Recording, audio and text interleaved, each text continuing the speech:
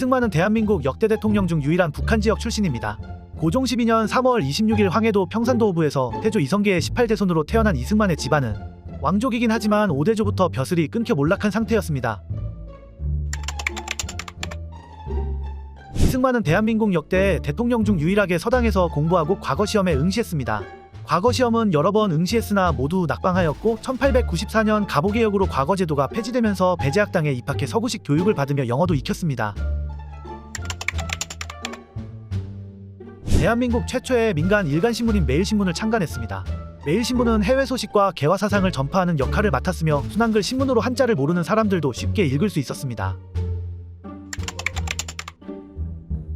1899년 고종 퇴위음모에 가담한 혐의로 체포되어 투옥되었고 이때 탈옥을 시도하다가 붙잡혀 종신형을 선고받았습니다. 5년 뒤인 1904년 영어에 능통하고 국제정세에 밝은 인물을 필요로 한 대한제국 정부 인사들의 요청으로 석방됐지만 감옥에서 받은 무자비한 고문으로 평생 트라우마를 겪었다고 합니다. 1905년 조지 워싱턴 대학교에 입학하여 철학을 전공해 학사학위를 취득했고 하버드 대학교에서 석사, 프린스턴 대학교에서 정치학 박사학위를 받으며 한국인 최초로 박사학위를 취득한 사람이 되었습니다. 1919년 3.1운동 이후 국내외 각지에서 임시정부들이 세워졌는데 그중 8군데에서 이승만을 국무총리급 이상의 자리에 추대했습니다. 그리고 후에 이 임시정부들을 통합해 세운 상해의 대한민국 임시정부에서 이승만을 초대 대통령으로 선출했습니다. 임시정부 대통령으로 선출된 이승만은 주로 미국에서 활동했습니다.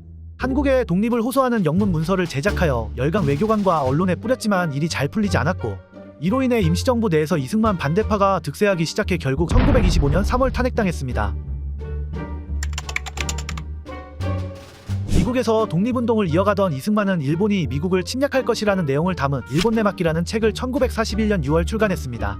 초기에는 관심을 받지 못했지만 반년 뒤 실제로 진주만 공습이 일어나자 미국 사회에서 이승만의 명성이 높아지는 계기가 되었습니다. 일본의 진주만 공습 후 미국이 일본에 선전포고를 하며 당연히 일본 국적을 갖고 있던 우리 교민들도 미국 내에서 규제를 받기 시작했습니다. 이때 이승만은 미 법무장관 프랜시스 비들에게 미국 내 한국인을 일본인과 똑같이 부당하게 대우하지 말 것을 요청했고 그 결과 1942년 2월 9일 프랜시스 비들은 외국인 등록법에 따라 등록한 한국인 가운데 자의로 일본 국적을 취득하지 않은 사람에 한해 적성국 외국인에 가해지는 규제에서 특별 면제한다고 발표했습니다. 미국의 원자폭탄 투하로 일본이 항복하고 우리나라가 독립한 지 2달 후인 1945년 10월 4일 이승만은 미국을 출발하여 도쿄를 거쳐 10월 16일 한국 땅을 밟았습니다. 사실 이승만은 원폭 투하 직후인 8월 8일 미정부에 귀국을 요청하는 편지를 보냈지만 당시 미국은 소련과 전후 한반도 관련 문제를 협의 중이었고 이 때문에 반공주의자였던 이승만의 귀국을 거절했습니다. 이후 같은 반공주의자였던 메가더의 도움을 받아 귀국할 수 있었습니다.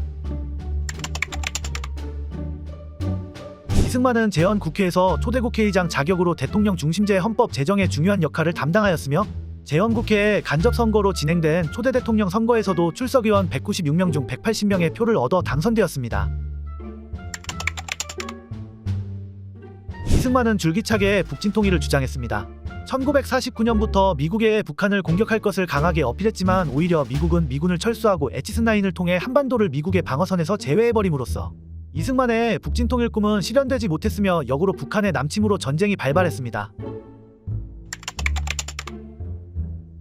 전쟁 초기 이승만은 연설을 통해 국군이 열심히 싸우고 있으니 국민들은 안심하라는 말을 남기고는 강요들과 함께 서울을 버리고 피난을 떠났습니다. 대구까지 내려간 이승만은 후에 있을 서울 시민들의 비난과 자신의 정치 생명이 걱정돼 다시 대전으로 올라왔고 대전을 임시수도로 선포했습니다. 하지만 북한군의 파죽지세에 대전마저 점령당할 위기에 처하자 대전에서 목포로 떠났고 목포에서 해군함정을 타고 바닷길을 통해 부산에 도착했습니다. 미국은 이승만에게 전후 지원을 약속했지만 이승만은 이전처럼 미국이 언제 군대를 철수시키고 떠날지 모른다는 불안감을 가지고 있었습니다. 그래서 아이젠하워 미국 대통령에게 협박성 편지를 보내 압박하였고 아이젠하워는 훗날 회고록에 이렇게 적었습니다. 이승만 대통령의 서하는 문맥도 난폭하고 내용도 퍽 과격한 것이었다. 하지만 나는 그를 안심시키고 무마시키려고 곧 답장을 보냈다. 하지만 이마저 믿지 않은 이승만은 독단적으로 반공포로 25,000명을 석방해버렸고 국제사회는 어마어마한 충격을 받았습니다. 결국 미국은 이승만이 던진 수에 휘둘렸고 1953년 10월 한미상호 방위조약을 체결하며 현재까지 이어지는 한미동맹의 초석을 다졌습니다.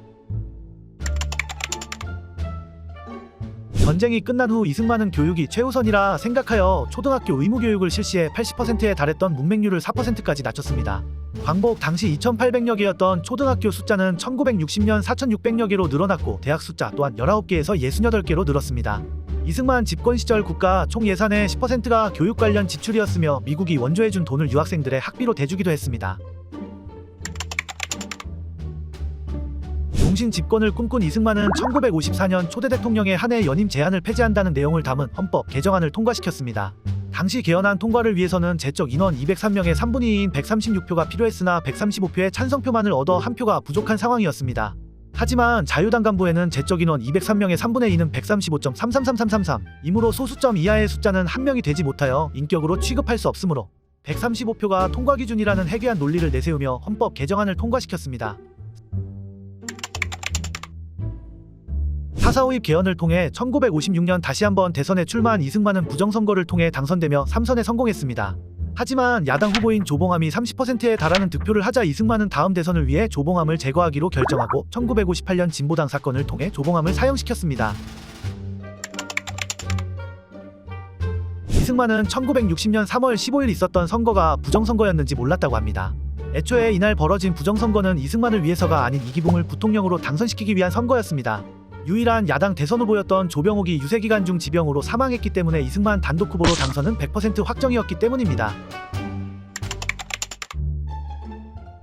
부정선거에 분노한 국민들이 4.19 혁명을 일으켰지만 이승만은 사태를 제대로 파악하지 못했습니다. 이승만의 강요들은 제대로 된 상황 보고를 올리지 않으며 간첩과 야당이 개입된 것 같다. 학생들이 주도하는 것은 아니다라는 식으로 보고를 했습니다. 이때쯤 이승만은 80대 중반의 고령으로 판단력과 기억력이 많이 흐려졌으며 사실상 자유당의 꼭두각시 대통령이었다는 의견이 중론입니다. 4월 26일 시민대표단을 불러 면담한 이승만은 국민들이 하야를 원한다는 말을 듣고는 국민이 원한다면 하야하겠다고 대답했습니다. 다음날 국회에 사임서를 제출하고 사저로 돌아간 이승만은 한 달 뒤 하와이로 출국했습니다. 잠시 휴식을 취하고 국내 정세가 안정되면 귀국하려 했지만 사실상 추방된 터라 당시 대통령 권한대행이었던 허정 총리가 입국을 허락하지 않았습니다. 결국 5년 뒤인 1965년 향년 90세로 하와이에서 사망하고 나서야 귀국할 수 있었습니다.